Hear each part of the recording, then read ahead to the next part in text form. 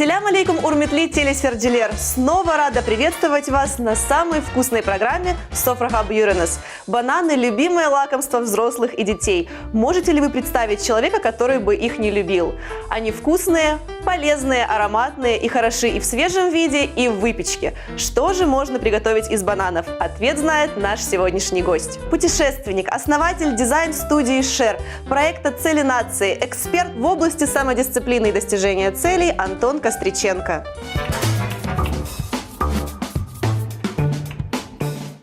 Довольно часто современный человек задумывается о том, как развить самодисциплину, конкретизировать свои мысли и добиваться поставленных целей. Достичь успеха в профессиональной деятельности можно благодаря определенному набору личностных качеств. Мы возвращаемся к первому пункту, что если нет веской причины для достижения вашей цели, для вашего результата, то тогда вас будут таскать туда-сюда, как тряпичную куклу, управлять вами, и вы будете делать все, чтобы не сделать свой результат, чтобы не сделать прорыв в своем бизнесе, в жизни, в спорте. Решительность, целеустремленность и выносливость. Именно эти черты характера помогли Антону Костриченко стать преуспевающим экспертом в области самодисциплины и достижения целей. Основная деятельность Антона предполагает регулярное проведение бизнес-тренингов и мастер-классов, но даже при таком плотном графике Антон поддерживает самодисциплину. В результате серьезной и длительной работы над собой Антону удалось преодолеть 800 километров пути по нашему прекрасному полуострову. А прямо сейчас на кухне Софраха Бюренес успешный бизнес-тренер Антон Костриченко расскажет не только о тонкостях своей работы, но и поделится рецептом изумительной выпечки. Антон, доброе утро, ассаляму алейкум. Доброе утро, Аня. Расскажите, что мы сегодня будем готовить? Слушай, мы сегодня будем готовить настоящий мужской пирог. Серьезно? Из ингредиентов, которые есть на кухне любого настоящего мужчины. Это бананы, яйца, собственно, у нас есть мука, сахар и масло. Такие самые базовые продукты, из которых у нас сегодня получится очень вкусный пирог. Ингредиентов немного, но я думаю, что получится что-то очень даже вкусное. Почему выбрали именно это блюдо? После большой тренировки, насыщенной, иногда хочется съесть действительно что-то сладкое, приготовленное своими руками. Ну что ж, тогда давай приступим. Будем готовить своими руками вот такой вот замечательный пирог. А с чего мы будем начинать? Нам нужно вот почистить 3 банана. Хорошо. Антон, готовишь часто? Признавайся. Если честно, то нет. Я готовлю крайне редко, потому что у меня достаточно насыщенный график рабочий, и есть моя любимая жена, которая, собственно говоря, этим и занимается, да? Функцию, да. Но бывает, что хочется действительно сделать что-то самому, вот, например, такой банановый пирог. Хорошо. Так, мы их успешно почистили, разломали на несколько частей. Что теперь с этим нужно сделать? Следующая задача, нам нужно вот это вот все превратить в некую банановую однородную смесь. Каким образом? Будем пользоваться вилочкой. Ты сказал, что ты занимаешься спортом. Придерживаешься ли правильного питания? В моем рационе много фруктов, много овощей, свежевыжатого сока, и я могу себе позволить съесть сладкое, потому что с моим режимом тренировок мне никаким образом не навредит. Хорошо. Антон, ну когда я представляла тебя нашим телезрителям, я рассказала о твоей, скажем так, бурной деятельности, и хочется начать с самого начала. Каким ребенком был нынешний эксперт в области самодисциплины и достижения целей? Отличный вопрос. На самом деле в детстве я был достаточно скованным ребенком. Я учился, как все, в школе, и был там что-то вроде хорошистом. Значит, эти вот ребята, которые сидят, собственно, на первой парте, постоянно поднимают руку, но они не настолько хороши, чтобы быть отличниками. Вот что-то такое. Середнячок. Середнячок, да. Вот это было про меня в детстве. Что же изменилось, что послужило вот таким толчком, что сейчас ты находишься на студии? Слушай, на самом деле достаточно много событий, достаточно много вызовов и различных приключений, которые довелось мне в жизни испытать для того, чтобы шаг за шагом выстроить самого себя и привести, собственно, в тот вид, в котором я сейчас есть. Здорово. Так, я вижу, что бананы практически готовы. Бананы у нас готовы. Следующий у нас ингредиент, собственно, это яйца. Так, 3 яйца нам необходимо. Сейчас мы их перемешаем, добавим сюда сахар. 300 грамм. Здесь не будем его добавлять, да. И сейчас мы все это дело смешаем. В однородную массу. О школе ты рассказал, но дальше же период университета. Да, это, наверное, один из самых интересных периодов в жизни каждого человека. Но меня он обошел. Я ушел из университета, с 3-го курса ушел для того, чтобы открыть свой первый бизнес и, собственно, уйти, так сказать, в свободное плавание. На кого да? учился, рассказывай. Ой, я учился, там было прям так интересное название, экономическая кибернетика. Такое Боже, прям как серьезно. захватывающее, да. Я думал, ну, я же стану обязательно образованным экономистом и кибернетиком, да, вот. Как вот первые шаги к тренингам, к какой-то самореализации? Как это все происходило? Слушай, первые шаги, да, я помню, как сейчас, это было в 2009 году. Я попал на мероприятие, которое называлось «Селигер», оно проходило в Тверской области. Это был такой форум для молодых ребят со всей России. И мы туда приехали из Крыма. И, собственно, на этом форуме я познакомился со своим первым учителем. Мы сидели возле костра, собственно, вечером, да, и у нас был первый мой в жизни тренинг, на котором этот мой учитель Кирилл, он задал вопрос и сказал: напишите, пожалуйста, дату своей смерти. Да, для меня, для молодого парня это было зачем, что, почему? Ну, это было как-то возмутительно, да. И тогда я в первый раз написал дату своей смерти. И тогда следующим вопросом моего тренера было, он сказал: напишите те цели, которые вы не сможете выполнить за время вашей жизни. И тогда вот в этом возрасте, собственно, 18 лет я прописал свои первые цели, большие, которые... Как много их было? Слушай, их было на самом деле немного. Давалось все это мероприятие с трудом, да, через боль и сопротивление. Но действительно, какие-то цели написал, и сейчас я понимаю, что на сегодняшний день некоторые из них реализованы. Мы можем переходить к следующему этапу и все это дело смешать. Антон, но также я знаю, что ты на данный момент являешься основателем проекта «Цели нации». Расскажи об этом проекте, кто принимает в нем участие и какова основная его цель. Да, все верно. Это проект по постановке и достижению цели. Основная его, собственно, задача — сделать так, чтобы максимум людей, точнее стоит задача 1 миллион человек, смогли поставить и успешно реализовать свои цели в жизни. Довольно-таки масштабно. Каким образом проходит работа? Да, мы тестируем, пробуем разные форматы. На протяжении нескольких лет у нас работал формат, когда человек в социальной сети мог поставить себе список из 100 целей на год, сделать это публично, так сказать, заявив всему миру, всем своим друзьям, что он это выполнит, сжигая мосты при этом. Так, ну вот смотри, давай на примере меня. Значит, пишу я список целей. Сколько их должно быть? Слушай, ну мы писали списки из 100 целей, но можно и меньше. Ну, предположим, давайте, хорошо, 100 целей, значит, я пишу. Кто следит за их выполнением? Это чувство моей совести должно работать или как? Каким образом? Да, конечно. Ну, то есть наш такой челлендж был в первую очередь нацелен на людей, которые будут честны самим собой. Но самое интересное, что очень много людей начало друг другу помогать, взаимодействовать. Образовался такой нетворкинг внутри нашей группы. И люди начали действительно прямо друг другу писать, помогать с какими-то целями, объединяться в группы, в клубы интересов и так далее. Это очень было увлекательно наблюдать за этим. Антон, процесс у нас продвигается успешно. Что мы делаем дальше? Конечно. Дальше у нас есть задача, надо растопить нам масло. Так, этим займусь я. Да, ты с этим справишься Хорошо. обязательно. Вот, нужно его до такой вот, знаешь, консистенции, чтобы оно было прям не сильно жидкое, но средненькое. В общем, хорошо, я буду за этим пристально следить. 100 грамм масла у нас растапливаем. А ты чем займешься? Да, а я пока, собственно, начну уже насыпать муку, да, прямо к нам в нашу смесь. Все, отлично.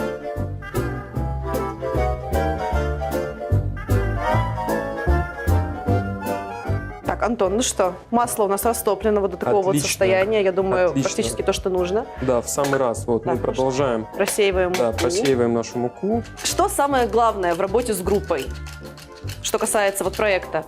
Слушай, на самом деле, наверное, самое главное — это искренность. Когда ты с людьми честен, когда ты открыт и говоришь что-то как есть, с искренним желанием сделать так, чтобы у человека был результат в любой сфере его жизни, тогда работа в группе получается самым идеальным способом. Так всегда происходит. Да, не могу с тобой не согласиться. Вот хочу еще спросить о таком состоянии, как воин, танцующий в урагане. Что это обозначает?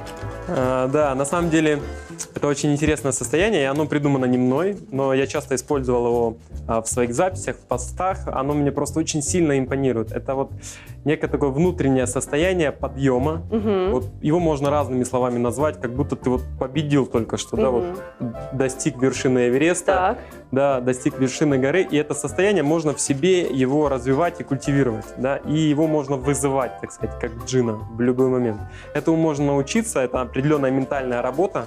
Ну, в 2 словах, как происходит обучение? Вот это мне просто очень интересно. Это что-то сродни эйфории какой-то или нет? Ну вот смотри, например, ты испытываешь состояние победы. Например, Так. у тебя на работе что-то получается. Вот, я прям приготовила пирог, например, хорошо. приготовила такой самый-самый вкусный Ага. пирог, просто пальчики облезли. Хорошо, так. И в этот самый момент ты можешь зафиксировать себе психологический якорь. Например, щелчком пальцев. Ты вот, да, делаешь раз, щелчок пальцев. Он является твоим психологическим якорем, который может вызывать в итоге такое состояние. И в следующий раз, когда тебе захочется это испытать, состояние эйфории от приготовленного пирога, если вдруг тебе это нужно, то ты делаешь щелчок пальцами. То есть я так оп, и оно само по себе включилось. Да. Ничего себе. Послушайте, как можно все-таки себя настроить, да, мне кажется, на любое состояние, на любое настроение, да, вот определенным образом. Это очень круто. Да, можно, конечно. Это определенная работа, именно ментальная в голове. Работа с концентрацией и фокусировкой. Антон, ну что, я вижу, ты перемешиваешь Да. массу, которая уже становится похожа на тесто. Так, ее нужно тщательно, да, перемешать? Добавляем масло сюда. Так. И перемешиваем все вместе. Да. Я хотела бы у тебя о спорте спросить. Я знаю, что ты себя и в спорте проявил. Оббежал Крым за 15 дней 840, да, если не ошибаюсь, километров? Да. Это реально или это где-то я Было дело. подпридумала это все? Скажи Да, мне. на самом деле не так давно, в июне вот этого года, мы преодолели дистанцию 840 километров и оббежали Крым по его окружности, начиная с Симферополя, побежали в Алушту, затем в Ялту, Севастополь, Евпаторию, Джанкой, Керчь, Феодосия, Белогорск, Симферополь. Да, это заняло у нас 15 дней. Одно из самых трудных испытаний, которое доводилось мне преодолевать и участвовать во всей жизни. Ну, вы же не бежали все 15 дней подряд без остановки, правильно? Как происходило это? То есть сколько времени уделялось на бег, сколько на отдых? Каким образом вообще это все происходило? Но на самом деле это 20 марафонов, таких стандартных марафонов, которые для обычного человека кажутся нечто чем-то сверхъестественным. Да. И, мы пробегали в день примерно по 60 километров каждый день. Это занимало у нас 15 часов. Мы просыпались в 4 утра, в 5 часов утра мы уже выбегали, и бывало так, что ложились спать в 2 часа ночи. Был Как такой много день. человек участвовало в этом марафоне? Всего было 250 человек. Каждый человек бежал по своим возможностям. Ага. Кто-то пробегал несколько километров, но у нас было столько рекордов. Кто-то пробегал свои первые марафоны. Самому старшему участнику 73 года, который с нами бежал. И он обежал весь Крым? Нет, он пробежал 21 километр. Ну, это тоже неплохо. Послушайте, не каждый может, тем более в таком возрасте. Самому младшему участнику было 6 лет. Вот, с нами бежало очень много разных людей, предпринимателей, спортсменов, профессиональных. Кто-то в первый раз бежал. С нами бежали мэры городов, мэр города Евпатории, голова Джанкоя с нами был. Вот такое достаточно большое мероприятие получилось. Но именно весь полуостров пробежало 2 спортсмена. Это, собственно, я и Василий Неверов, мой друг и профессиональный спортсмен. Ну, давай вот по секрету всему свету, сложно это было? Да, это было нелегко. Это потребовало достаточно большого количества энергии, жизненных ресурсов, которые мы вложили в это мероприятие. Было ли желание развернуться и побежать обратно, сказать, нет, все, не хочу, не могу? Да, ты знаешь, на самом деле было. Было, Да, было такое желание на примерно 5-й день, когда мы были в городе Евпатория. И там мы подошли к местному врачу, собственно, поинтересоваться, как у нас состояние. Было несколько травм. И он сказал, ну, вам нежелательны физические нагрузки. Да, но нам еще предстояло 10 дней в пути, ежедневно преодолевать достаточно большую дистанцию. На пути к большим целям всегда происходят какие-то препятствия и моменты, в которых хочется сдаться. И на самом деле они мне уже как бы нравятся. Я понимаю, что если такого момента нет, значит, что-то очень сильно легко. Каковы были эмоции на финише, когда вот ты все, ты уже понимаешь, что ты добежал, сделал, смог? Да, у нас был финиш, нас в городе Симферополь, нас встречали, там где-то человек, может быть, 70-100, министр спорта Крыма. Эмоции непередаваемые, если честно, это прям что-то смесь между счастьем и слезами, такая на пересечении этих 2 эмоций нечто.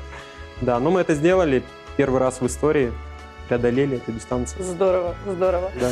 Так, что мы еще добавляем в наш пирог? Да, у нас, собственно, остался последний такой ингредиент, это наш разрыхлитель. Разрыхлитель, да, для того, чтобы Да. тесто у нас поднялось, да, чтобы было попышнее.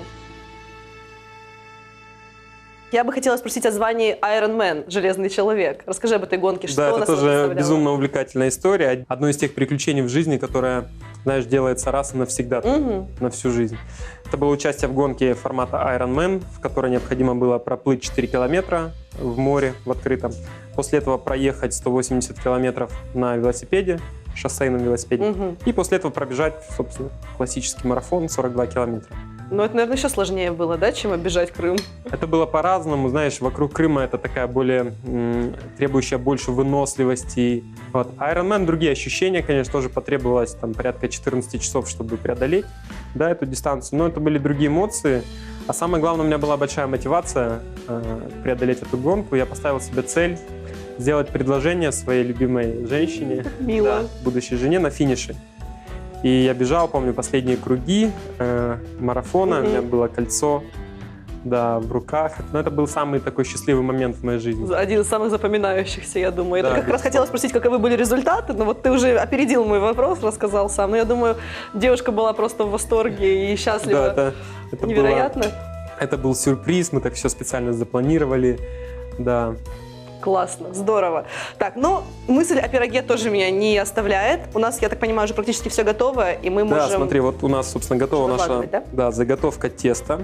Нам еще теперь понадобится емкость, наш противень, в которой мы все это будем выливать. И еще мы посыпем туда изюмчика немного, да. У нас есть изюм. Да, немножко замочим наш изюм, буквально пару минут. Пару минут, Да. да? Так, ну что, друзья, мы смазываем противень. Антон, ну, хочется же еще спросить о путешествиях. Я знаю, что ты путешествуешь и покорял горные вершины. Эльбрус, Килиманджаро. Мой хороший друг Илья Баби, он сейчас, собственно, готовится к кругосветному путешествию. Да, у него есть одна из целей — покорить топ-7 вершин мира. И я так волей-неволей, так сказать, за ним, хвостиком, просто тоже мы уже покорили 2 вершины. Это на территории России у нас есть вершина Эльбрус, она самая высокая во всей Европе и всей России. И вершину Африки, Килиманджаро. Так, какова высота одной вершины и другой? Так, получается, Эльбрус 5642 метра над уровнем моря. То есть это получается примерно 4 Демирджи, но это высоко. Это очень высоко. Каким образом происходит вот подъем? Ну, Эльбрус и Килиманджаро еще относительно легкие горы, потому что я не являюсь профессиональным альпинистом. Да, это относительно легкие горы, но которые требуют все равно наличия определенных качеств, силы воли, выносливости, терпения, поддержки, командного духа и так далее. Это экспедиция на 8-10 дней. Нужна ли какая-то особая физическая подготовка для этого? Либо на самом вот деле, любой может? Да, на самом деле может практически любой, но с должным уровнем самодисциплины. В горах необходимо быть осторожным, но это как раз-таки такие испытания, которые, безусловно, закаляют дух. Да, с этим невозможно не согласиться. Все-таки впечатление, вот давай так вкратце. Это тоже самые лучшие ощущения в жизни. Моменты преодоления, когда ты на этой вершине находишься. Чувство максимальной, полной свободы, чувство вот того, что у тебя получилось. Это такие самые мощные воспоминания и якори, как мы с тобой, собственно, говорили, в моей жизни в том числе. Ну вот кроме гор, да, какие-то еще путешествия, что-то такое запоминающееся вот нашим телезрителям, расскажи. Одно из таких я проходил в Подмосковье, называется випассана. Это обряд, в течение которого 10 дней молчал и медитировал, да, в течение 10 дней. Это тоже очень сильная практика, которая позволяет понять, что по-настоящему важно в твоей жизни, убрать все лишнее, отделить, так сказать, да, все лишнее, и сконцентрироваться на самых важных, ключевых моментах в своей жизни и по приезду бить целенаправленно в них. Собственно, на основе вот этих различных путешествий, практик, испытаний я и обучаю людей. Антон, ну это все очень, конечно, интересно. Многое в жизни нужно попробовать, я считаю. Чего, дорогие телезрители, желаю и вам. Ну что, будем выкладывать? Да. Уже мы все подготовили? Теперь самое интересное. Да, нам теперь нужно нашу субстанцию вылить на противень. Смотри, мы сейчас должны так вот сделать аккуратненько, красивенько выложить изюм. Слушайте, мне кажется, будет такое что-то интересное. Мы сейчас его отправим в духовку. Так. Собственно, на 40 минут на 180 градусов. Вот так, за увлекательной беседой наше тесто готово к выпечке, и мы сейчас будем отправлять его в духовку. На сколько минут? Да, на 40 минут, При температура температуре? 180 градусов. Так, на 40 минут при температуре 180 градусов, и мы будем с нетерпением ждать, что же у нас получится.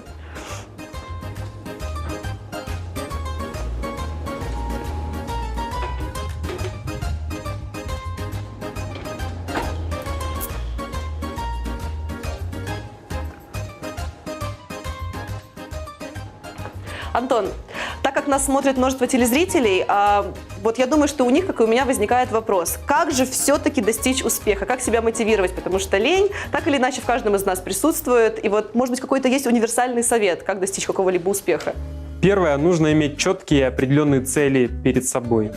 Очень много людей, с которыми я сталкиваюсь, они, к сожалению, не умеют правильно ставить свои цели.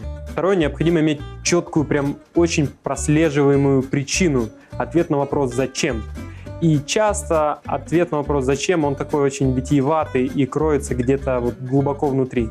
Например, отличной мотивацией будет доказать кому-то что-то. Угу. Или, например, сделать так, чтобы твой отец с тобой гордился. Угу. Или, например, да, почувствовать какое-то ощущение или эмоцию, которую ты не можешь почувствовать с самого детства.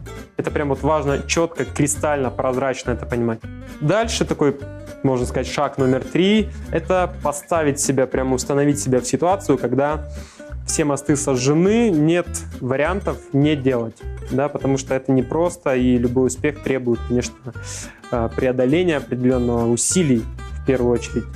Но если человек к этому готов, то вот, выполняя 3 этих действия, самых элементарных, уже можно двигаться и достигать больших целей. Я еще думаю, что можно прописать алгоритм каких-то действий, да, вот пошагово для получения Да, конечно, желаемого. есть огромное количество инструментов, которые лично мы используем в своем обучении, и планировании, тайм-менеджмент, и различные психологические установки, и различные навыки, очень много ограничений у нас есть, которые нам мешают двигаться, даже в самых-самых простых вещах. Так, друзья, если вам не хватает самодисциплины, срочно беремся за себя, и тогда вы станете такими же прокачанными, да, как наш сегодняшний гость.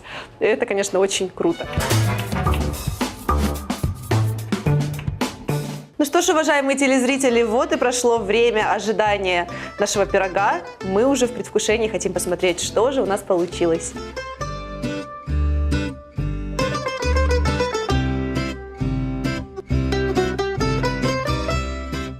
Оценить. Вот, отлично. Как мы видим, он немножко у нас поднялся. Угу. Все как нужно. Да, выглядит красиво. Так, мы ожидали такого эффекта. Все получилось, Да, как все ты считаешь? получилось. Дорогие друзья, я вам предлагаю посмотреть на результат наших стараний. Вот такой вот замечательный банановый пирог. Сейчас мы его разрежем и посмотрим, что получилось у нас. Сейчас мы все сделаем красивенько. Угу. Ну, а пока, Антон, ты это делаешь, я бы хотела у тебя спросить, вот ты как человек, который работает с людьми довольно-таки много, какие книги ты читаешь, какие книги рекомендуешь к прочтению? Возможно, нашим телезрителям это будет полезно.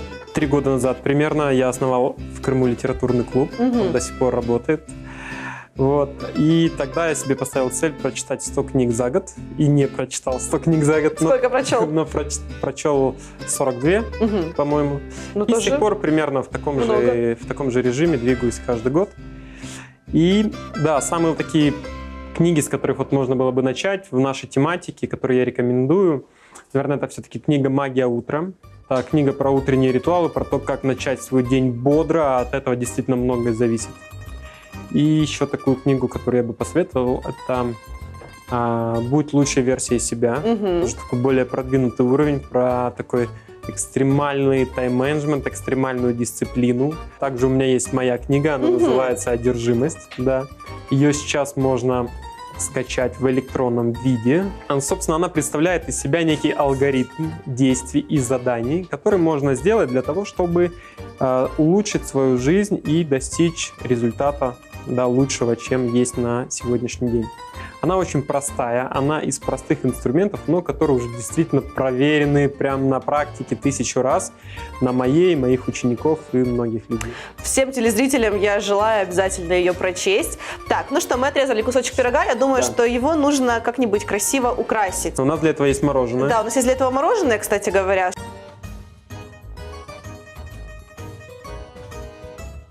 Мне кажется, красиво. Ну что ж, дорогие друзья, мы украсили наш пирог шариком мороженого и шоколадным топпингом. Вот что у нас получилось. Вот такой вот замечательный банановый пирог по рецепту нашего гостя обязательно станет любимым десертом в вашей семье. Антон, я хотела бы попросить тебя что-нибудь пожелать нашим телезрителям. Конечно, с удовольствием. Друзья, я желаю вам быть достаточно самодисциплинированными, чтобы иметь возможность достигать все поставленные вами цели. А если вам не хватает самодисциплины, то обращайтесь, вы теперь знаете к кому. Спасибо, что поделился таким замечательным рецептом и рассказал много-много интересной информации, которая обязательно пригодится и нашим телезрителям, и мне. Тебе большое спасибо, Ань. Всего самого-самого тебе хорошего. А вам, уважаемые телезрители, желаю ставить большие цели и достигать их, ведь серьезное стремление – это уже половина успеха. В нашей студии был Антон Костриченко. Всего доброго! Салахин халанас!